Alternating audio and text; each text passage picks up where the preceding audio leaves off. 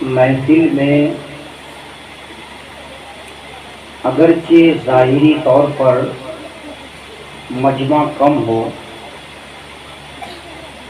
حقیقت یہ ہے کہ مجمع سے کئی گنا زیادہ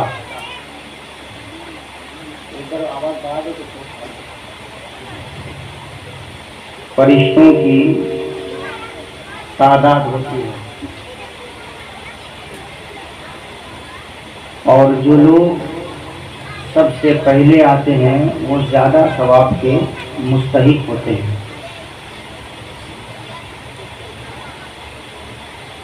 جہاں ذکر حبیب ہوتا ہے وہاں خود خدا بھی قریب ہوتا ہے،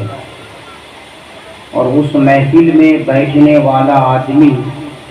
کیا ہی خوش نصیب ہوتا ہے۔ چند شعر عرض کر رہا ہوں، سماعت فرمائیں۔ میری زندگی میری آبرو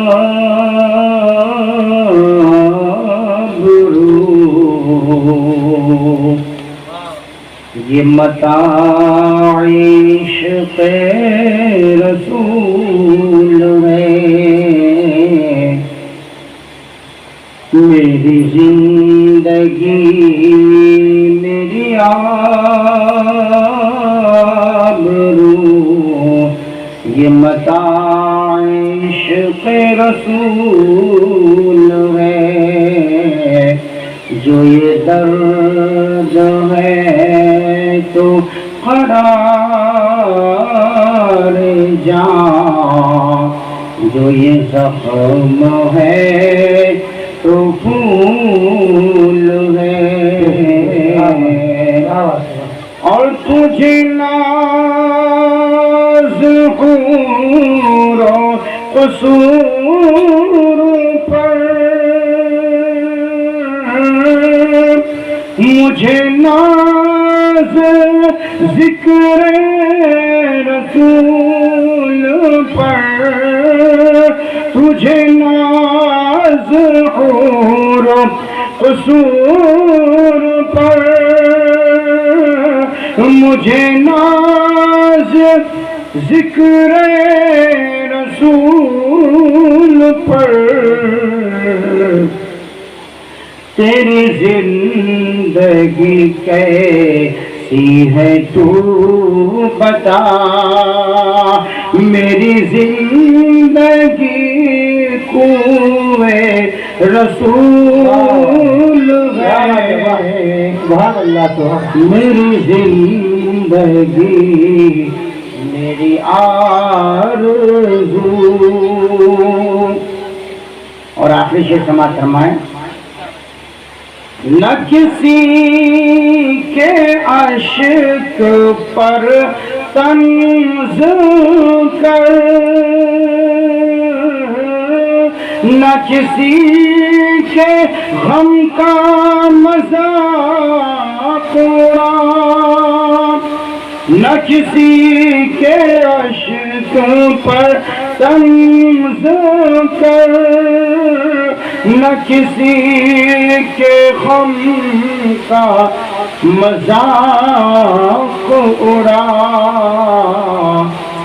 جسے چاہے جتنا نواز دے، جسے چاہے جتنا نواز دے، یہ مزاج عشق رسول ہے،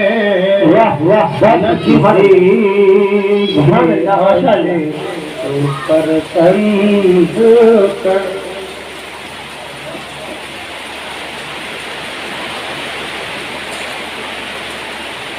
بارگاہ رسالت میں درود پڑھیے۔ الصلاۃ والسلام علیک یا رسول اللہ، الصلاۃ والسلام علیک یا حبیب اللہ۔ پڑھو بیٹا، دل سے پڑھو، الصلاۃ والسلام علیک یا رسول اللہ، الصلاۃ والسلام علیک یا حبیب اللہ۔ وعلى آلك وأصحابك يا رسول الله صلی اللہ علیہ وسلم۔ اللہ کے پیارے حبیب، ہم سب کے قدیر، رحمت عالم، سید عالم جناب محمد رسول اللہ صلی اللہ علیہ وسلم نے ارشاد فرمایا، اس نے مجھ پر ایک مرتبہ درود پڑھا، اللہ تبارک و تعالیٰ اس پر 10 بار رحمت نازل فرماتا ہے، سبحان اللہ، اور 10 گناہوں کو مٹا دیتا ہے، 10 درجات کو بلند کر دیتا ہے۔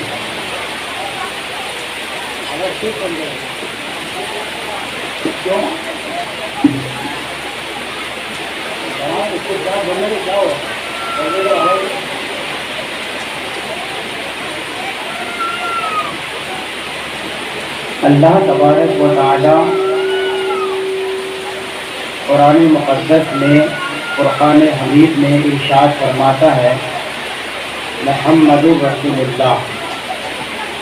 اس کا معنی یہ ہے کہ محمد صلی اللہ علیہ وسلم اللہ کے رسول ہیں۔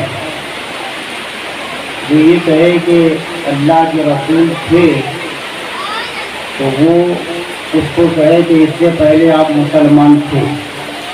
یعنی کل بھی رسول تھے، آج بھی ہے اور صبح قیامت تک رہیں گے۔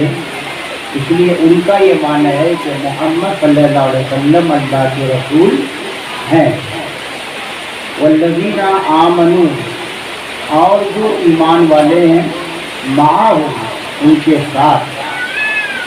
اشداء علی الکفار،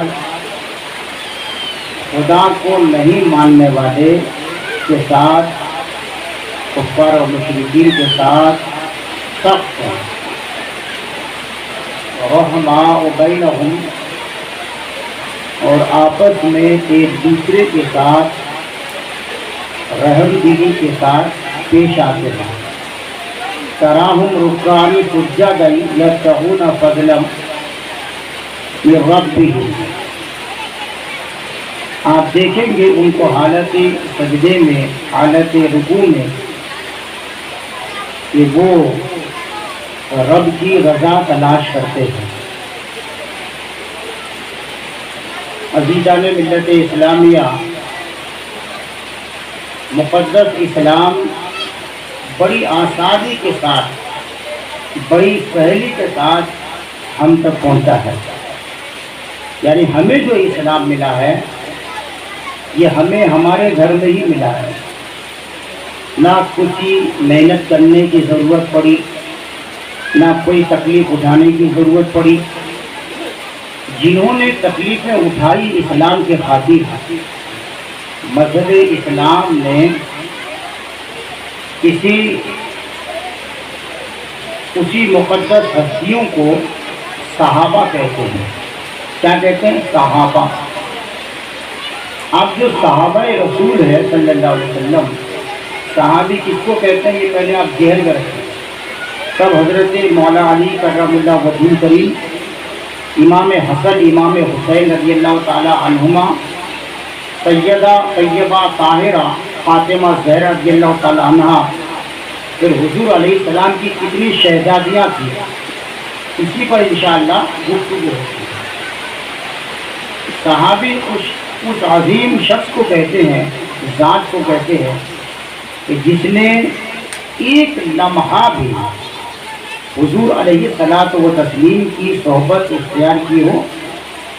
اور جب وہ اس دنیا سے گئے ہو تو ایمان کی حالت میں اس دنیا سے رخصت ہوا ہو، وہ صحابی ہے۔ نگاہ مصطفیٰ نے اسے اس عظیم مقام پر فائز فرما دیا کہ اب قیامت تک ولی بن سکتا ہے اللہ اس کے رسول کے فضل سے، غوث بن سکتا ہے،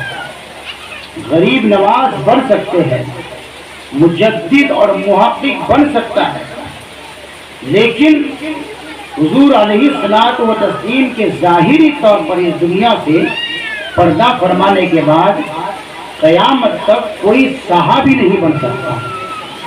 آپ سمجھ لیں. اور اتنا عظیم مقام ہے کہ اللہ کے رسول صلی اللہ علیہ وسلم ارشاد فرماتے ہیں کہ اگر غیر صحابی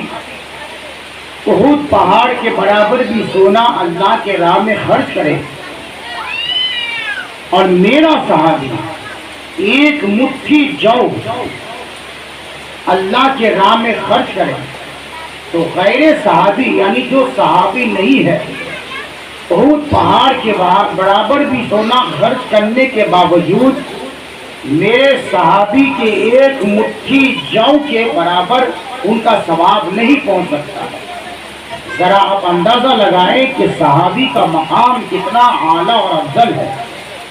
پھر جب صحابی کا مقام وہ مرتبہ اعلیٰ اور افضل ہے، پھر جو تمام صحابی کے سردار ہیں ان کے مقام و مرتبے کا اندازہ کون لگا سکتا ہے. ابتدائی اسلام میں اللہ کے رسول صلی اللہ علیہ وسلم نے 3 سال تک بڑے ہی پوشیدگی طور پر اسلام کی تبلیغ فرمائی. کچھ لوگ داخل اسلام ہوئے اور جو بھی داخل اسلام ہوتا اس مقدس مذہب کو قبول کرتا اس پر طرح طرح کی تکلیفوں اور ہر وہ تکلیف جو اس کے ذہن میں آتا وہ اسے دیا جاتا. حضرت خباب بن ارط رضی اللہ تعالی عنہ جن کی تکلیف کا اندازہ اس سے آپ لگا سکتے ہیں کہ جب انہیں گرم گرم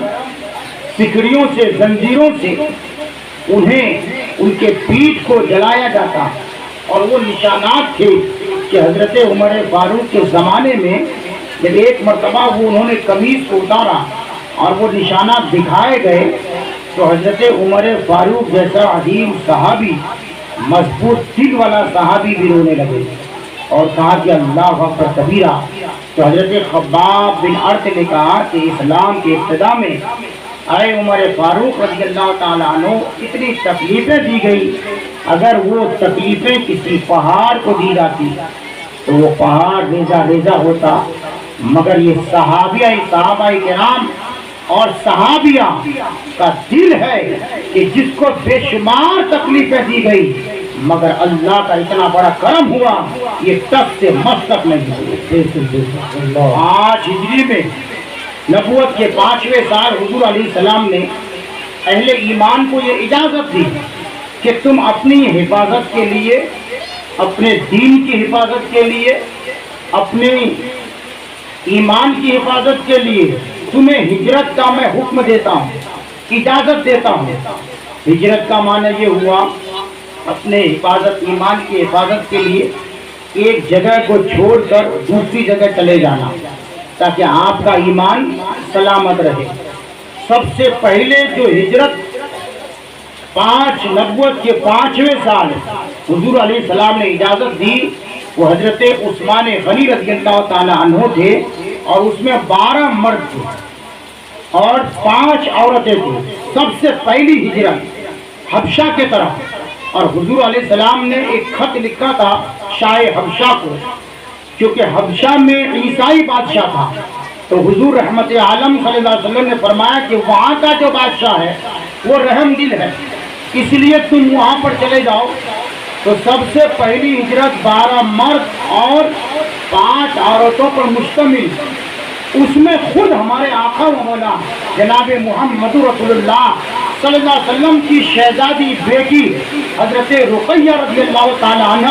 یعنی حضرت عثمان غنی رضی اللہ تعالی عنہ کی بیوی بھی شامل تھی. یہ پہلی ہجرت تھی مسلمانوں کی. جب وہاں پر پہنچے حضرت جعفر طیار رضی اللہ تعالی عنہ کے سربراہی میں، حضرت عثمان غنی کے سربراہی میں وہاں پہنچے تو وہاں پر بھی کفار و مشرکین نے چین سے رہنے نہیں دیا. لوگ اس بادشاہ کے پاس پہنچے. حضور علیہ السلام نے اس نجاشی بادشاہ کو خط لکھا تھا اور اس میں آپ نے یہ لکھا تھا کہ سلام ہو اس شخص پر جو دین کے صحیح دین کی منی قبال ہدا جو ہدایت کی پیروی کرے. اور حضور علیہ السلام نے فرمایا تھا کہ میں تمہیں دعوت دیتا ہوں اس دین کی کہ جس میں تمہارا اور ہمارا یعنی ایک اللہ کی عبادت کی دعوت دیتا ہوں، کیونکہ وہ عیسیٰ پیغمبر کے ماننے والے تھے۔ شاہ حبشہ کے پاس جب یہ لوگ پہنچے، ادھر کفار و مشرکین بھی پہنچ گئے، اور کفار و مشرکین بھرے دربار میں، شاہ حبشہ کے دربار میں ان لوگوں نے کہا کہ جن لوگوں کو آپ نے پناہ دیا ہے، انہوں نے مکہ میں ایک جو ہے دنگا پھیلا دیا ہے، مکہ میں آپس میں نفرت پھیلا دیا ہے، لہذا آپ ان کو پناہ نہ دیں۔ شاہ حبشہ نے کہا کہ آخر معاملہ کیا ہے؟ بھرے دربار میں پوچھا جائے۔ جب بھرے دربار میں حضرت جعفر کو پوچھا گیا اور ایک طرف کھڑا کر کے پوچھا گیا کہ تم مجھے بتاؤ تم کس دین کی پیروی کرتے ہو، تم کس مذہب کی پیروی کرتے ہو، تم کس مقدس مذہب کی پیروی کرتے ہو؟ حضرت جعفر رضی اللہ تعالی عنہ نے ارشاد فرمایا کہ میں جو ہے ہمارے پاس ہم ایسے تھے کہ ہم ایک دوسرے پر ظلم و ستم کرتے تھے، جھوٹ بولا کرتے تھے اور ایک دوسرے پر الزام تراشی کیا کرتے تھے، ہم بتوں کی عبادت کیا کرتے تھے، اپنے ہاتھوں سے بنائے ہوئے خداؤں کی عبادت کیا کرتے تھے۔ ہمارا حال یہ تھا کہ ہم جو ہے جو کالے ہوتے تھے اس کو گورے پر فوقیت دیا کرتے تھے، بیٹیوں کو زندہ دفن کر دیا کرتے تھے، اور عالم یہ ہوتا تھا کہ گناہ ہم گناہ سمجھتے نہ تھے۔ اسی درمیان میں اللہ تبارک و تعالیٰ نے ایک ایسے عظیم شخص کو بھیجا جن کا نام محمد عربی صلی اللہ علیہ وسلم ہے۔ انہوں نے آ کر کے ہم کو یہ تعلیم دیا کہ اے لوگوں، جس کی تم عبادت کرتے ہو وہ عبادت کے قابل نہیں ہے، بلکہ عبادت اس کی کرو جس نے زمین کو بھی بنایا، آسمان کو بھی بنایا، چاند کو بھی بنایا، سورج کو بھی بنایا، ساری کائنات کو بھی پیدا فرمایا، اسی کی عبادت کرو۔ وہی رب تمہیں یہ حکم دیتا ہے کہ میں اللہ کے طرف سے تمہارے لیے ایک میسنجر ہوں، تو اللہ کے طرف سے پیغمبر اور رسول بنا کر بھیجا گیا ہوں، تم میری اطاعت اور فرمان برداری کرو، جھوٹ نہ بولو، زنا نہ کرو، اللہ کو یہ پسند نہیں ہے، ایک دوسرے پر ظلم نہ کرو، اللہ کو یہ پسند نہیں ہے، بیواؤں کے حقوق کو نہ مارو، اللہ کو یہ پسند نہیں ہے، رشتہ داروں کے حقوق کو نہ مارو، اللہ کو یہ پسند نہیں ہے۔ اے شاہ حبشہ، وہ یہ حکم دے رہے تھے، جب انہوں نے یہ حکم دیا ہم نے اپنے پرانے قدیم مذہب کو تبدیل کر دیا اور اس نئے مذہب کو یعنی اسلام میں داخل ہو گئے، ہم صرف ایک اللہ کی عبادت کرتے ہیں۔ شاہ حبشہ کو بھڑکانے کے لیے ان کفار مشرکین نے کہا ذرا ان سے کہیے کہ جس پیغمبر کو آپ مانتے ہیں یعنی حضرت عیسیٰ پیغمبر کو، ان کے بارے میں اس کا کیا خیال ہے؟ آپ کے سامنے سب سامنے آ جائے گا کہ یہ عیسیٰ پیغمبر کے بارے میں کیا خیال رکھتے ہیں۔ جب شاہ حبشہ نے کہا ذرا یہ بتاؤ کہ تم حضرت عیسیٰ پیغمبر علیہ السلام کے بارے میں تم کیا کہتے ہو؟ حضرت جعفر نے کہا کہ ہم وہی کہتے ہیں جو اللہ کی کتاب کہتی ہے، جو رسول اللہ کہتے ہیں، ہم وہی کہتے ہیں جو اللہ کے رسول نے کہا ہے۔ شاہ حبشہ نے کہا یہ بتاؤ کہ انہوں نے کیا کہا ہے؟ اللہ کے رسول صلی اللہ علیہ وسلم کی طرف سے ہجرت کرنے والے حضرت جعفر نے کہا اللہ کے رسول نے فرمایا حضرت عیسیٰ پیغمبر کو اللہ تبارک و تعالیٰ نے بغیر باپ کے دنیا میں بھیجا، یہ اللہ کی قدرت ہے، اور حضرت عیسیٰ پیغمبر خدا کا بیٹا نہیں ہے بلکہ اللہ کا بھیجا ہوا ایک نبی اور رسول ہے، اور وہ اللہ کہ وہ روح اللہ ہے، اس لیے وہ عبادت کے قابل نہیں ہے، صرف اللہ تبارک و تعالیٰ عبادت کے قابل ہے۔ حضرت جعفر یہ کہتے جا رہے تھے، ادھر شاہ حبشہ کے آنکھوں میں آنسو جاری ہو گیا کیونکہ وہ توریت کے علم رکھنے والا تھا۔ انہوں نے ایک کنکری کو زمین سے اٹھایا اور اٹھانے کے بعد اپنے ہاتھ میں لیا اور تمام اہل دربار کی طرف مخاطب ہو کر کے کہا کہ مجھے قسم ہے اس رب کی جس نے اللہ کے نبی حضرت عیسیٰ پیغمبر کو بھیجا، یہ دین حق ہے، اور میں یہ کہتا ہوں کہ یہی حق ہے جو جعفر نے کہا ہے۔ تکبیر، نعرہ رسالت، مسلک اعلی حضرت، ذکر شہدائے کربلا، نعرہ تکبیر، نعرہ رسالت۔ جب ادھر वहाँ कुफार और मुशरिकीन शिकस्त खा गए, उनको दरबार से बाहर निकाल दिया गया और इन अहले इस्लाम को मुक़द्दस शहजादों को रसूलुल्लाह के गुलामों को पनाह दी गई। सबसे पहली जो पनाहगाह है वो हब्श, मुल्क हब्श है, जहाँ नजाश बादशाह नजाशी ने मुसलमानों को पनाह दी।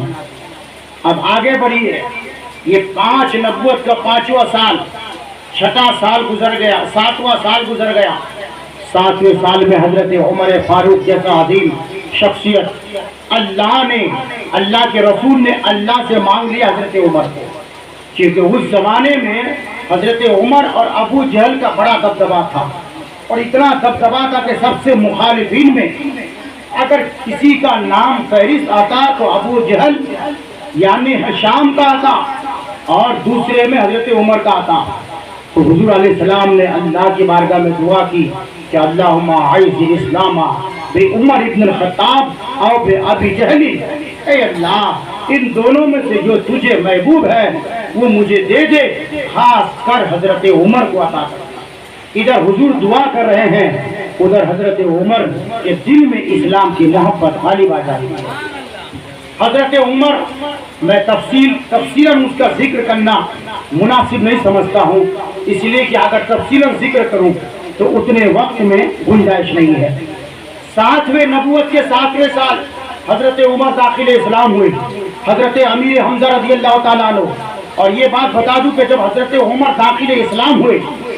हजरत ज़ैद बिन अरक़म रज़ी अल्लाह ताला अन्हु के घर में हुजूर अलैहिस्सलाम 29 सहाबा के साथ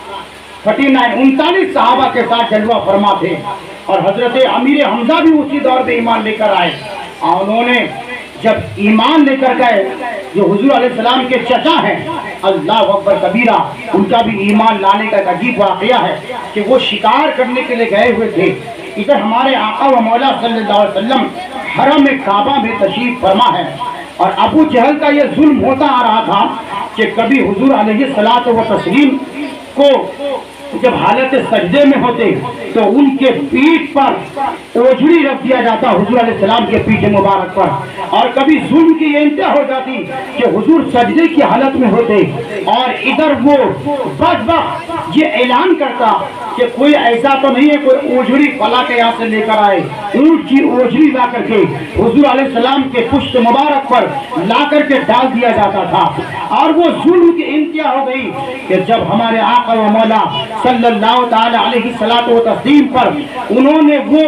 तंज वाला जुमला कहा, यहाँ तक कि हमारे आका व मौला सल्लल्लाहु अलैहि वसल्लम को तमाचा रसीद कर दिया। इधर ये तमाचा रसीद करना था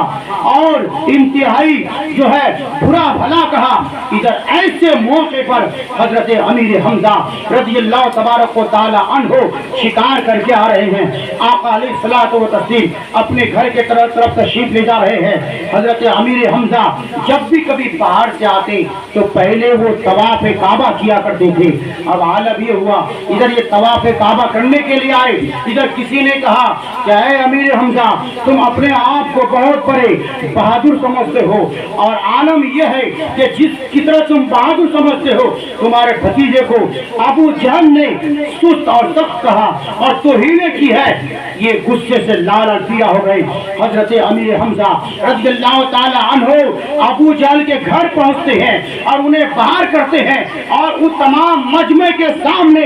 अबू जहल को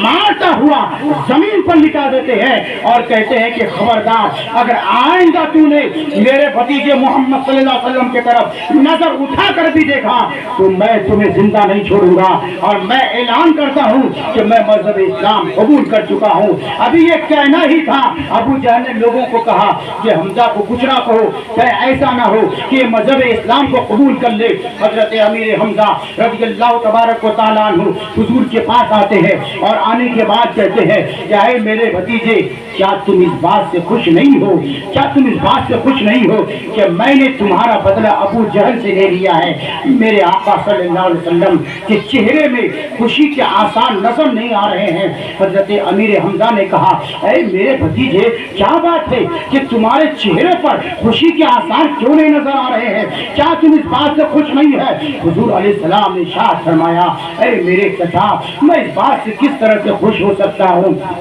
کہ آپ نے میرا بدلہ ابو جہل سے لے لیا ہے، بلکہ مجھے حقیقی خوشی تو اس وقت ہوگی کہ جب آپ داخل اسلام ہو جائے اور کلمہ طیبہ پڑھ لے، اشہد ان لا الہ الا اللہ واشہد ان محمد عبدہ ورسولہ۔ سبحان اللہ، بے شک۔ ادھر حضرت امیر حمزہ نے کہا کہ جب اس طرح کا معاملہ ہے تو اے میرے بھتیجے، میں کلمہ پڑھ کے داخل اسلام ہوتا ہوں اور کلمہ پڑھ کر داخل اسلام ہو جاتا ہے، اور جتنی خوشی حضور علیہ السلام کو اس وقت ہوئی، روایتوں میں آیا ہے کہ اللہ اکبر کبیرہ، اس طرح سے پہلے کبھی اس طرح سے خوشی ہمارے حضور صلی اللہ علیہ وسلم کو ایمان لانے کی گئی۔ اسی دور میں حضرت عمر فاروق بھی ایمان لے کر کے آئے، اور حضرت عمر جب ایمان لے کر آئے تو صحابہ نے نعرہ لگایا، یہ اسلام کا پہلا نعرہ تھا، اس سے قبل کبھی نعرہ نہیں لگا کہ جب حضرت عمر اسلام لے کر آئے، داخل اسلام ہوئے، اور حضور علیہ الصلوۃ والتسلیم نے فرمایا کہ اے حمزہ چچا عمر آ رہا ہے، اور ان کے ہاتھ میں ننگی تلوار ہے۔ ادھر حضرت امیر حمزہ نے فرمایا یا رسول اللہ صلی اللہ علیہ وسلم، اگر وہ نیک ارادے سے آ رہے ہیں تو ان کا استقبال ہے، اور اگر وہ غلط ارادے سے آ رہے ہیں تو ان کی تلوار سے ان کی گردن اڑا دی جائے گی۔ قریب آئے، حضور علیہ الصلوۃ والتسلیم نے ان کے سینے مبارک کے گردن کو پکڑا، یعنی اس قمیض کو پکڑ کے ہلایا اور کہا کہ اے عمر، کب تک تم ہم سے لڑتے رہو گے؟ اب بھی تو اسلام کی مخالفت کرنا چھوڑ دو اور داخل اسلام ہو جاؤ۔ حضرت عمر نے کہا یا رسول اللہ صلی اللہ علیہ وسلم، میں داخل اسلام ہونے کے لیے آیا ہوں اور میں کلمہ طیبہ پڑھتا ہوں، اشہد ان لا الہ الا اللہ اشہد ان محمد عبدہ۔ نعرہ تکبیر، نعرہ رسالت، مسلک اعلی حضرت، ذکر شہدائے کربلا، مذہب اسلام، مذہب اسلام، نعرہ تکبیر، نعرہ رسالت۔ حضرت عمر فاروق رضی اللہ تبارک و تعالیٰ عنہ کے داخل اسلام کے بعد جو وہ نعرہ لگا، پورے مکہ کی پہاڑیاں گونج اٹھی۔ یہ پہلا واقعہ ہے کہ حضرت عمر نے حضور کی بارگاہ میں کیا یا رسول اللہ صلی اللہ علیہ وسلم، کیا آپ اللہ کے رسول نہیں ہیں؟ حضور نے ارشاد فرمایا ہاں عمر، میں اللہ کا رسول ہوں۔ یا رسول اللہ صلی اللہ علیہ وسلم، کیا مذہب اسلام حق نہیں ہے؟ کہا عمر، اللہ کی قسم اس روئے زمین پر مذہب اسلام سے بڑھ کر کوئی دن حق پر نہیں ہے۔ یا رسول اللہ صلی اللہ علیہ وسلم، پھر ہم چھپ چھپ کر عبادت کیوں کریں؟ کیوں نہ ہم کعبہ تبدہ میں جا کر کے علل اعلان نماز پڑھے؟ یہ پہلا دفعہ اس طرح کا واقعہ عظیم انقلاب برپا پیدا ہوا کہ حضرت عمر کے ایمان لانے کی وجہ سے حضرت جبرائیل امین آ کر کے حضور علیہ السلام کی بارگاہ میں خوشخبری دی کہ یا رسول اللہ صلی اللہ علیہ وسلم، پھر ایمان والوں کو نہیں، صرف ایمان والوں کو خوشی نہیں ہوئی، بلکہ عمر کے اسلام لانے کی بنیاد پر آسمان میں فرشتے بھی خوشیاں منا رہے ہیں، آسمان میں فرشتے بھی خوشیاں منا رہے ہیں۔ حضور علیہ السلام نے دو جماعت فرمائی، ایک جماعت حضرت عمر فاروق کے یعنی 20 آدمیوں کی سربراہی میں، اور دوسری جماعت حضرت امیر حمزہ کے سربراہی میں۔ یہ پہلی دفعہ ہے کہ کھلم کھلا وہاں پر مسجد حرام میں نماز ادا کی گئی، جب 7 اعلان نبوت کا 7واں سال ہوا اور ظلم و ستم کی انتہا ہو گئی۔ تمام اہل مکہ نے یہ میٹنگ کیا اور سب سے پہلے حضرت ابو طالب کے پاس آئے، کیونکہ آپ سرداران قریش تھے، اور ان سے یہ کہا کہ آپ بہت ہو گیا، ہم یہ دیکھ رہے ہیں کہ روز بروز مذہب اسلام بڑھتے جا رہا ہے۔ ہم دیکھ رہے ہیں کہ پہلے تو غریب طبقہ کے لوگ مذہب اسلام میں داخل ہوتے تھے، پہلے تو غربا اسلام میں داخل ہوتے تھے، پہلے تو غلام اسلام میں داخل ہوتے تھے، مگر ہم دیکھ رہے ہیں کہ آہستہ آہستہ آپ یہ زور پکڑتا جا رہا ہے۔ اے ابو طالب، آپ کے سامنے ہم بچے ہیں، آپ مکہ کے جو ہیں سردار ہیں، ہم آپ کے پاس اس لیے آئے ہیں کہ آپ کا بھتیجا محمد صلی اللہ علیہ وسلم اگر اسلام کی تبلیغ کو نہیں روکتا ہے تو ہمیں آپ ہمارے حوالے کر دیجئے، ورنہ ہم آپ کے سامنے ایک فیصلہ کن بات رکھتے ہیں۔ اگر ان کا مقصد یہ ہے اسلام کی تبلیغ سے کہ بڑے بادشاہ کے گھر کسی لڑکی سے یا بادشاہ کی لڑکی سے یا امیر گھرانے سے ان کو شادی مقصود ہے، تو جہاں وہ کہے ان کی ہم شادی کرا دیں گے۔ اگر ان کا یہ مقصد ہے کہ وہ تمام اہل مکہ کا سردار ہو جائے, بادشاہ ہو جائے, ہم انہیں سردار تسلیم کرنے کے لیے ہم جو ہے سر خم تسلیم کریں گے, لیکن یہ ہم تسلیم نہیں کریں گے. آج کے بعد ہم آپ کے پاس نہیں آئیں گے, اب آخری فیصلہ کرنے آئیں گے. حضرت ابو طالب نے ان کی باتوں کو سنا. سننے کے بعد ہمارے آقا و مولا صلی اللہ علیہ وسلم کو قریب بلایا اور فرمایا, اے میرے بھتیجے, کل تک تو ایسا معاملہ تھا کہ جب میں راستے سے گزرا کرتا تھا تو بڑے بڑے عرب کے سرداران عرب, رؤساء عرب, بڑے بڑے جو اپنے آپ کو سرما کہتے ہیں, مجھ کو دیکھ کر کھڑا ہو جایا کرتا تھا, میری تعظیم کے لیے کھڑے ہو جایا کرتا تھا. مگر آج میں یہ دیکھ رہا ہوں کہ اے میرے بھتیجے, آج وہ یہ پیغام لے کر آئے ہیں, کیا کچھ گنجائش ہے؟ حضور علیہ السلام نے ارشاد فرمایا, اے میرے چچا, اللہ کی قسم, اگر دائیں ہاتھ میں میرے سورج کو رکھ دیا جائے اور بائیں ہاتھ میں چاند کو رکھ دیا جائے اور مجھ سے کہا جائے کہ تم دین کی تبلیغ کو روک دو, اسلام کی تبلیغ کو روک دو, تو اللہ کی قسم میں تبلیغ اسلام سے باز نہیں آ سکتا ہوں, یہاں تک کہ اللہ یا تو اس دین کو پوری کائنات میں پھیلا دے یا تو میری جان اس میں چلی جائے. حضرت ابو طالب نے جب اپنے پیارے بھتیجے محمد مصطفیٰ صلی اللہ علیہ وسلم کا یہ جواب سنا تو آپ دیدہ ہو گئے اور کہا کہ اے میرے بھتیجے, جاؤ جاؤ, تم اپنے دین کی تبلیغ کرو, جب تک ابو طالب زندہ ہے کوئی بھی تمہارا بال بیکار نہیں کر سکتا ہے. یہ حضرت ابو طالب کے محبت. آپ دوسرے بار کفار قریش آئے کہ ہم آپ کا بائیکاٹ کرنا چاہتے ہیں, آپ کے خاندان کا بائیکاٹ کرنا چاہتے ہیں, ہم آپ کے ساتھ جتنے بھی بنو ہاشم کے لوگ ہیں, جو بھی محمد صلی اللہ علیہ وسلم کے ساتھ ہیں, آپ کے خاندان کے ساتھ سوائے ابو لہب کے, ہم بائیکاٹ کرنا چاہتے ہیں, اور اس وقت تک ہم آپ کے ساتھ لین دین نہیں کریں گے, رشتہ داری نہیں کریں گے, تجارت نہیں کریں گے, ایک دوسرے سے بات نہیں کریں گے, ایک قبیلہ دوسرے قبیلے کی طرف دیکھے گا بھی نہیں, اگر تم بھوکے بھی مر جاؤ ہم تمہاری مدد نہیں کریں گے, ہم اپنی راہ تم اپنی راہ. اب یہ نبوت کا 7واں سال ہے. چٹھی لکھی گئی کہ جب تک یہ اپنے دین کو نہیں چھوڑتے تب تک ہم سے یہ بائیکاٹ رہیں گے. شیعہ ابی طالب پہاڑ کی ایک گھاٹی میں حضور علیہ الصلوۃ والتسلیم اور حضرت ابو طالب اور بنو قریش قبیلہ بنی ہاشم ساتھ میں گئے. 1 سال نہیں, 2 سال نہیں, 3 سال, بلکہ 3 سال تک. آپ ذرا سوچیے, مکہ کے اہل مکہ سے, مشرکین سے کوئی رابطہ نہیں, نہ کسی سے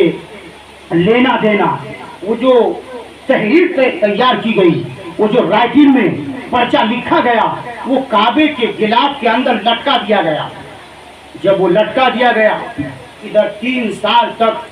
ہمارے آقا و مولا صلی اللہ علیہ وسلم بنو ہاشم کے ساتھ شیعہ ابی طالب میں اپنی زندگی گزار رہے ہیں. تبلیغ کا کام زور پر نہیں ہے, لیکن تبلیغ کا یہ عالم ہے,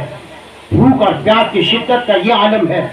کہ کبھی پیٹ بھر کر کھانا میسر نہ ہوتا. بھوک اور تکلیف کا یہ عالم ہے کہ رسول اللہ صلی اللہ علیہ وسلم کبھی پتے کھا کر, درخت کے پتوں کو کھا کر صحابہ کرام نے اپنی زندگی گزاری ہے. 3 سال جب مکمل ہوا,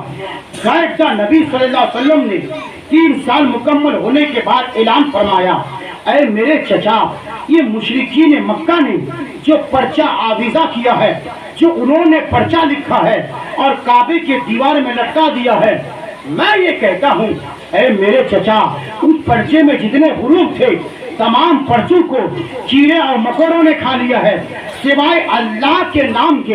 اس پرچے میں صرف لفظ اللہ جو ہے وہ مٹا نہیں ہے. ادھر حضور علیہ السلام کا یہ فرمانا تھا. حضرت ابو طالب شیعہ ابی طالب سے نیچے آئے, تمام اہل مکہ کو جمع کیا اور کہا کہ اے اہل مکہ, 3 سال تک تم سے ہمارا کوئی لین دین نہیں ہے, کوئی تجارت نہیں ہے, میری صرف ایک بات تم سن لو. وہ بات یہ ہے کہ میرا بھتیجا محمد مصطفیٰ صلی اللہ علیہ وسلم یہ کہتے ہیں کہ جو تم نے کعبے میں پرچہ لگا کے رکھا ہے اس میں جو لفظ اللہ ہے، اللہ کے نام کے سوا جتنے تم نے شرائط لکھے تھے وہ تمام شرائط کو چیڑے اور مکڑوں نے کھا لیا ہے، دیمک نے چاٹ لیا ہے۔ اگر محمد صلی اللہ علیہ وسلم کی یہ بات غلط ثابت ہوتی ہے تو میں اپنے بھتیجے محمد صلی اللہ علیہ وسلم کو تمہارے حوالے کر دوں گا، میں ان کا ساتھ چھوڑ دوں گا۔ ایک بات تو میرے سے سن لو، اور اگر ان کی بات صحیح ہوتی ہے تو انصاف کا تو تقاضا یہ ہے کہ جو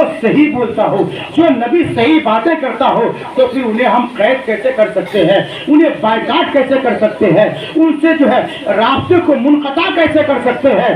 ادھر اہل قریش نے کہا ٹھیک ہے، ایک مرتبہ موقع دیتے ہیں۔ ادھر تمام اہل قریش کے سامنے، اہل مکہ کے سامنے جب کعبۃ اللہ کے قریب پہنچا گیا اور اس پرچے کو نکالا گیا جو کعبے کے دیوار کے ساتھ آویزاں کیا گیا تھا، لٹکایا گیا تھا، تو وہی ہوا جو نبی غیبدہ نے فرمایا تھا کہ جب اس پرچے کو دیکھا، جتنے اس میں شرائط تھے، جتنے اس میں عہدہ تھے، جتنے اس میں جو ہے قانون اور ڈسپلن کے ساتھ جو ضابطے لکھے گئے تھے، وہ تمام اصولوں کو چیڑے اور مکڑوں نے کھا لیا۔ صرف لفظ اللہ تھا، یعنی اللہ کا نام اس میں لکھا ہوا تھا، اور تمام چیزیں مٹا دی گئی۔ واہ، نعرہ تکبیر،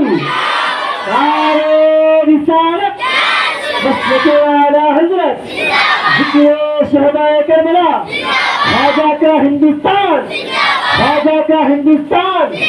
نعرہ تکبیر، نعرہ رسالت۔ ادھر عالم یہ ہوا کہ جب انہوں نے اس بات کو دیکھا، دیکھنے کے بعد انہوں نے یہ اقرار کر لیا کہ انہیں جو ہے اب آزاد کر دیا جائے۔ پھر ادھر تبلیغ اسلام کا کام کس طرح سے مدینے میں اسلام پھیلا، یہ بات قابل غور ہے۔ چونکہ مدینہ شریف میں کوئی ایمان والا نہیں تھا، اسلام کا ماننے والا نہیں تھا۔ مدینہ شریف میں یہودیوں کی بستی تھی۔ پھر مدینہ شریف میں اسلام کے اوپر پھیلا۔ حضور علیہ الصلوۃ والتسلیم جب حج کا موسم آتا، حج کا دن آتا، تو کیونکہ کفار و مشرکین بھی حج کیا کرتے تھے، کعبۃ اللہ کا طواف کرتے تھے، مدینہ شریف سے جب لوگ حج کرنے کے لیے آئے اور وادی مینا میں حضور علیہ الصلوۃ والتسلیم نے سب سے پہلے اسلام کی تبلیغ کا آغاز فرمایا اور ان لوگوں سے کہا کہ سب سے پہلے کیونکہ میں اللہ کا رسول ہوں، میں یہ چاہتا ہوں کہ تم اسلام کی دعوت کو قبول کر لو۔ تو ان لوگوں نے سن کے رکھا تھا، مدینہ شریف میں جو یہودی تھے وہ یہ سن کر رکھے تھے، یہودی کہتے تھے کہ ایک نبی آنے والے ہیں جو آخری نبی ہوں گے۔ ہم نے کتابوں میں پڑھا ہے، توریت اور زبور انجیل میں، آسمانی کتابوں میں پڑھا ہے، اور اس نبی کے بعد کوئی نبی آنے والا نہیں ہے۔ جب وہ نبی آ جائیں گے، یہودی کہتے تھے مشرکین سے، تو ہم اس پر ایمان لے کر آئیں گے، اور تمہیں جس طرح سے قوم سمود کو، قوم عاد کو برباد کر دیا گیا، اسی طرح سے ہم تمہیں برباد کر دیں گے۔ یہ انہیں دھمکیاں دیا کرتے تھے۔ تو سب سے پہلے مدینہ شریف سے آنے والے جو لوگ تھے،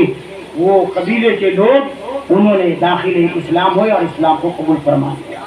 درود پاک پڑھی، اللہم صلی علی سیدنا مولانا محمد وعلی آل محمد وبارک وسلم، صلاۃ و سلام علیک یا رسول اللہ صلی اللہ تعالی علیہ وسلم،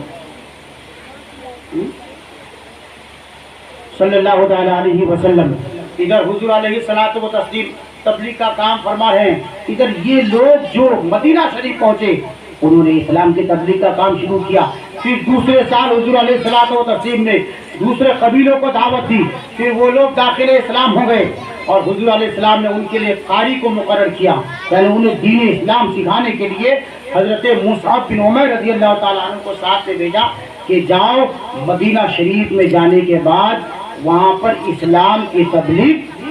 انہیں کراؤ اور اسلام کی حقانیت بتاؤ، اسلام کے وصول اور ضوابط بتاؤ۔ اسی طرح سے وہاں پر اسلام پھولا اور پھلا۔ پہلی ہجرت حبشہ کی، پھر یہاں یہ پتہ چلا حبشہ والوں کو کہ وہاں پر حالات سازگار ہیں مکہ میں، پھر وہ لوگ جو ہجرت کر کے گئے تھے پھر مکہ میں لوٹ کے آئے۔ جب مکہ لوٹ کر آئے تو پتہ چلا کہ یہاں تو اس سے بھی زیادہ ظلم ہو رہا ہے، پھر یہ لوگ دوسری بار ہجرت کر گئے، اس میں 80 مرد اور 18 عورتیں تھیں جو حبشہ کی طرف ہجرت کر گئی، یعنی 2 ہجرتیں 3 ہجرتیں ہوئی۔ ایک سب سے پہلی ہجرت مکہ کو چھوڑ کر حبشہ کی طرف، دوسری ہجرت جس میں 80 افراد مرد تھے اور 18 عورتیں تھیں، اور تیسری ہجرت جو مدینہ شریف کی تھی۔ اسی سال حضور علیہ الصلوۃ والتسلیم کے مقدس حضرت ابو طالب کا انتقال ہوا۔ جب حضرت ابو طالب کا انتقال ہوا تو حضور علیہ الصلوۃ والتسلیم کو بڑا رنج اور غم ہوا، کیونکہ ظاہری طور پر جو مددگار تھے اسلام کے پھیلانے میں، اسلام کے نشر و اشاعت میں، ان کا وصال ہوا، بہت غمگین ہوئے، اور حضور علیہ الصلوۃ والتسلیم نے اس سال کا نام ہی رکھ دیا عام الحزن، یعنی غم کا سال۔ اتنے غمگین ہوئے کہ اسی سال دوسرا ایک عظیم غم یہ ہوا کہ سیدہ خدیجہ الکبریٰ رضی اللہ تعالی عنہ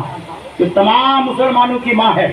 اور جب تک حضرت سیدہ خدیجہ الکبریٰ رضی اللہ تعالی عنہ آپ کے ساتھ رہی شریک حیات، حضور علیہ الصلوۃ والتسلیم کے لیے حکم تھا کہ آپ دوسرا نکاح نہ کریں، کہیں خدیجہ الکبریٰ کو تکلیف نہ ہو۔ یہ پہلا موقع ہے کہ حضور علیہ الصلوۃ والتسلیم کی 9 بیویاں تھیں، 11 بیویاں تھیں، اس میں سے 2 باندیاں تھیں، لیکن حضرت خدیجہ کے نکاح میں ہوتے ہوئے حضور علیہ الصلوۃ والتسلیم نے دوسرا نکاح نہیں فرمایا۔ اور حضرت خدیجہ الکبریٰ رضی اللہ تعالی عنہا کہ جن کے بارے میں نے کل بتایا تھا کہ 60,000 اونٹوں پر ان کا مال تجارت رکھا جاتا تھا، اور جتنی دھن دولت تھی انہوں نے حضور علیہ الصلوۃ والتسلیم کے قدموں میں ڈال دیا اور کہا کہ یا رسول اللہ صلی اللہ علیہ وسلم، جتنی دھن اور دولت میرے پاس ہے سب اسلام کے نام پر قربان ہے، جو بھی غریب غربا فقیر فقراء ہے آپ سب مال و دولت کے مالک ہے، اسلام کی خاطر آپ خرچ کرتے ہیں۔ وہ سیدہ خدیجہ الکبریٰ رضی اللہ تعالی عنہا ہے کہ اللہ کے رسول صلی اللہ علیہ وسلم کی ادا کو پسند فرمایا، اور پسند کا یہ عالم ہے کہ ایک موقع پر حضرت عائشہ صدیقہ رضی اللہ تعالی عنہا حضور علیہ الصلوۃ والتسلیم کی زوجہ، تمام مسلمانوں کی ماں، اور ہمارے آقا و مولا صلی اللہ علیہ وسلم حضرت عائشہ سے بے انتہا محبت فرماتے تھے،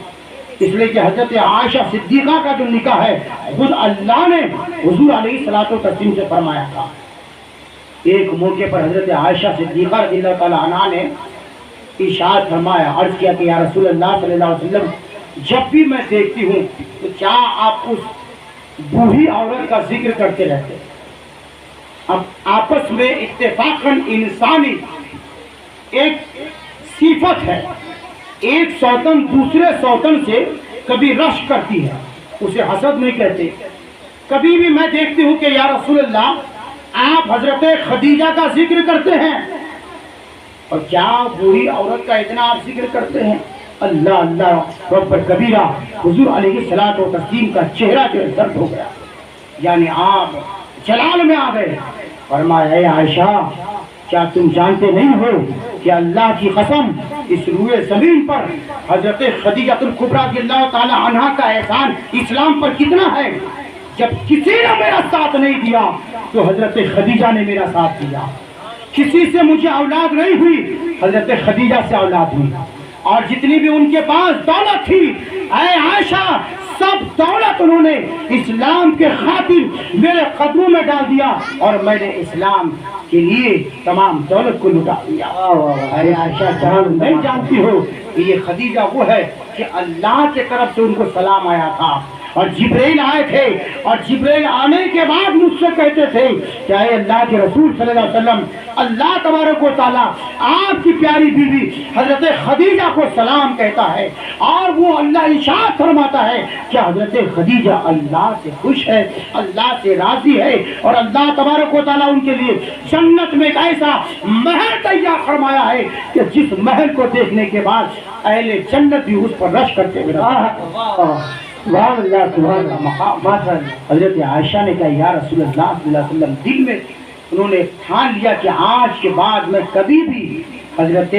خدیجہ الکبریٰ رضی اللہ تعالی عنہا کے بارے میں کوئی ایسا جملہ نہیں کہوں گی کہ جو حضور علیہ السلام کو تکلیف کا سبب ہو۔ اور عالم یہ ہے کہ حضور علیہ الصلوۃ والتسلیم फरमाते थे, आए आयशा, जब तुम गोश्त बनाया करो गोश्त, तो उसमें शोरबा पानी ज्यादा डालो, शोरबा ज्यादा कर लिया करो। देखो हुजूर अलैहि सलाम की जिंदगी मुबारक कितनी अजीम जिंदगी है। एक मियाँ बीवी की जिंदगी को अगर देखा जाए तो हुजूर अलैहि सलाम तो हर पहलू में है, हर गोशाए हयात हुजूर अलैहि सलातो तस्लीम का कामिल हयात है। मगर एक बीवी मियाँ बीवी की हैसियत से देखिए, जब हजरत खदीजा का विसाल हो गया, मगर मोहब्बत का अंदाज देखिए, हुजूर अलैहि सलाम ने इरशाद फरमाया, आयशा, जब तुम गोश्त बनाया करो उसमें पानी थोड़ा ज्यादा दे दिया करो, शोरबा ज्यादा डाल दिया करो, ताकि हजरत खदीजा की जो सहेलियां हैं उनके घर तक और पड़ोसी तक थोड़ा सा गोश्त ही नहीं बल्कि शोरबा तक कम से कम पहुंचाया जाए, जहां तक मैसर हो सके उनके सहेलियों का भी ख्याल रखा। इससे यह अंदाजा होता है कि हुजूर अलैहिस्सलातु व तस्लीम ने उम्मत को यह तालीम दिया कि अपनी बीवी से सिर्फ ज़ाहिरी तौर पर मोहब्बत नहीं, बल्कि इंतकाल होने के बाद भी, विसाल होने के बाद भी उनका जिक्र खैर कसरत के साथ किया करो, उनके नाम पे इसाले सवाब किया करो, उनकी अच्छाइयों को अपने ज़हन में रखा करो। तो हजरत खदीजा का भी उस साल में इंतकाल हो गया। बड़ा गम हुआ हुजूर अलैहिस्सलातु व तस्लीम को। उसी साल में अल्लाह के रसूल सल्लल्लाहु अलैहि वसल्लम ने ताइफ का सफर फरमाया। ताइफ का सफर फरमाया, 5 मिनट है भाई, ताइफ का सफर फरमाया। ताइफ की सरजमीन में जब हुजूर अलैहिस्सलातु व तस्लीम तशरीफ ले गए, तबलीग इस्लाम के लिए तशरीफ ले गए, वहाँ के जो सरदारान थे अब्द यालिल मसूद, इन लोगों ने क्या किया, एक ये होता है कि आप जो है दीन की तबलीग ना करें, एक ये होता है कि आप ये काम ना करें, मगर उन लोगों ने वो जुल्म किया कि अल्लाह अकबर कबीरा, तारीख गवाह है कि मक्का की वादियाँ गवाह है कि ताइफ के सरजमीन से वो जो सरदारान ताइफ के अब्द यालिल मसूद, उन बदबख्तों ने से इस पर काम नहीं किया कि आप सल्लल्लाहु अलैहि वसल्लम को निकाल दिया, बल्कि हमारे आका व मौला सल्लल्लाहु अलैहि वसल्लम पर पत्थर बरसाया। और वो जो शरीर लड़के थे, जो बदमाश लड़के थे, उन लोगों को इस बात पर उबारा कि हुजूर अलैहि सलाम पर पत्थर बरसाया जाए। जब आका अलैहिस्सलातु तस्लीम पर पत्थर बरसाया गया, अल्लाह अकबर कबीरा, उस पत्थर की जर्ब, उस पत्थर की मार इस तरह से लगी कि रवायतों में आया है कि अल्लाह के रसूल सल्लल्लाहु अलैहि वसल्लम ताइफ की वादी में खून से लहूलुहान हो गए। और वो जो खून मुबारक है आपके जूती मुबारक पर, नालन मुबारक पर जम गया। आप उस ताइफ के वादी से निकले और निकलने के बाद एक खजूर के बाग पर आपने पनाह लिया। वहाँ पर तशरीफ लाने के बाद आप वहाँ थोड़ी देर आराम करने के लिए बैठे। इधर जिब्राइल अमीन हाजिर हो गए, जिब्राइल अमीन हाजिर हो। ये बरसों के बाद हजरत आयशा ने एक मौके पर अर्ज किया था कि या रसूल अल्लाह सल्लल्लाहु अलैहि वसल्लम, क्या कभी ऐसा भी हुआ है कि जब मक्का के लोगों ने आप पर जुल्म सितम किया, कभी आप पर पत्थर बरसाए, कभी आपको मजनू कहा, कभी आपको शायर कहा, कभी आपको जादूगर कहा, क्या इससे भी बढ़कर कभी आपको तकलीफ हुई है? हुजूर अलैहि सलाम ने शाद फरमाया, है आयशा, मेरी जिंदगी के नबूवत वाले दौर में जब मैंने नबूवत का ऐलान किया और ताइफ का रुख किया, ताइफ के रुख करने की बुनियाद पर वहाँ के लोगों ने मुझ पर पत्थर बरसाए। है आयशा, मुझे वो तकलीफ का सामना करना पड़ा जो कभी इस तरह की तकलीफ नहीं हुई। अल्लाह अकबर कबीरा। इधर जिब्राइल अमीन नाजिल हो गए हुजूर की तकलीफ मुबारका को देखकर और कहा, या रसूल अल्लाह सल्लल्लाहु अलैहि वसल्लम, मैं तमाम फरिश्तों का सरदार हूँ, आप तमाम नबियों के सरदार है। तो या रसूल अल्लाह, अल्लाह ने आपके कौम के हाल को देख लिया है, आपके कौम ने जो आपके साथ बर्ताव किया है वो देख लिया है। या रसूल अल्लाह सल्लल्लाहु अलैहि वसल्लम, ये मेरे साथ पहाड़ का फरिश्ता है, आप एक बार इशारा तो कर दे। जिस तरह से अल्लाह ने कौम मूसा को हलाक कर दिया था, जिस तरह अल्लाह ने कौम ईसा को हलाक कर दिया था, जिस तरह अल्लाह ने बनी इस्राइल को हलाक कर दिया था, जिस तरह अल्लाह ने नूह पैगंबर की उम्मत को हलाक कर दिया था। या रसूल अल्लाह, आप इशारा तो कर दे। ऐ अल्लाह के रसूल, अगर आप इशारा कर दे, खुदा की कसम वो कौम तबाह व बर्बाद हो जाएगी। ये फरिश्ता उन ताइफ वालों को ऐसी जगह ला करके खड़ کر دے گا کہ جس کا وجود نہیں رہے گا، مگر قربان جاؤ ہمارے آقا و مولا رحمت عالم سید عالم صلی اللہ علیہ وسلم کی ذات مبارکہ پر ہمارے لیے اسلام کی خاطر کتنے تکلیفیں اٹھائی، ہاتھوں کو بلند فرماتے ہیں اور عرض کرتے ہیں اللہم اہد قومی فإنہم لا یعلمون، اے اللہ میری قوم کو ہدایت دے، انہیں سوچنے اور سمجھنے کی صلاحیت دے، انہیں اسلام کی دولت سے مالا مال کر دے، اے اللہ وہ مجھے نہیں جانتے ہیں۔ اور اللہ نے ارشاد فرمایا کہ جس دن مجھے یقین ہے کہ ایک دور ایسا آئے گا کہ میری قوم یہ تو نہیں لیکن ان کی آنے والی جو نسل ہے، نسل در نسل تک وہ اسلام کے غلام اور شہدا ہی رہے۔ آقا علیہ الصلوۃ والتسلیم کو تین بڑی تکلیف تھی، ایک حضرت خدیجہ کا وصال، ایک حضرت ابو طالب کا وصال، دوسرا طائف کا سفر۔ یہ تاریخ کا ایک اہم و عظیم حصہ ہے قرآن و حدیث کا، کہ جس میں اگر اسے نکال دیا جائے تو اسلام میں کچھ رہے گا ہی نہیں۔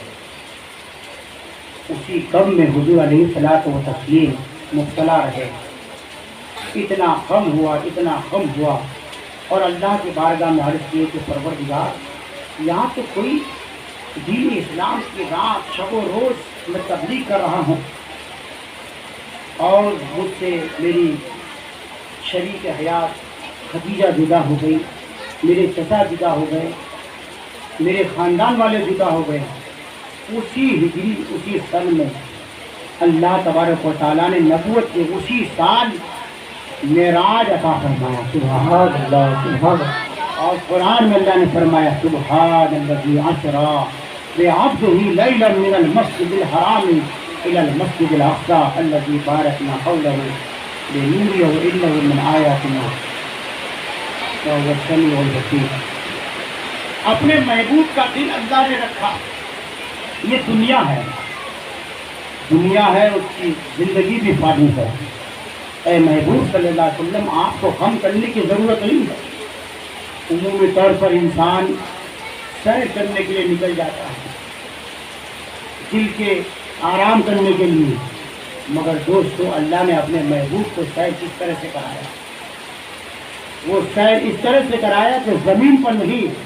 بلکہ آسمان پر کرایا، سبحان اللہ، آسمان پر کرایا۔ اللہ تبارک و تعالی ہم سب کو حق سننا کہنے کی توفیق عطا فرمائے انشاءاللہ العزیز۔ اللہ نے کہا تو ہمارے آقا و مولا صلی اللہ علیہ وسلم کی جو بیٹیاں ہیں اور عورتوں کے کیا حقوق ہے، اسلام میں کیا ان کو مقام دیا ہے، کل اس ٹاپک پر انشاءاللہ بیان ہوگا۔